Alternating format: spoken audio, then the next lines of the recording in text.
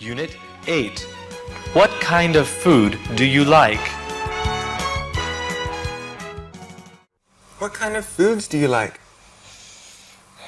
I like all kinds of foods. Really? Can you eat spicy food? I love spicy food. The hotter, the better.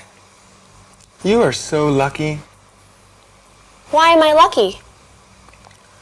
It's terrible when I eat a hot pepper. Can you eat Thai or Mexican food? Yes, I can, but only if it's really bland. Do you eat out very often? Sometimes. Do you have a favorite restaurant? I do have a favorite vegetarian restaurant. Are you a vegetarian? Yes, I am. So you don't eat chicken or pork? No chicken, no pork, but I do eat fish. Are you a vegetarian for health reasons or religious reasons? Mostly for health reasons.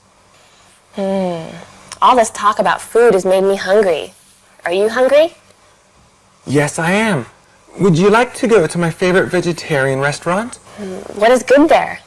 Well, of course, the fresh vegetables are outstanding. Sounds delicious. Let's go.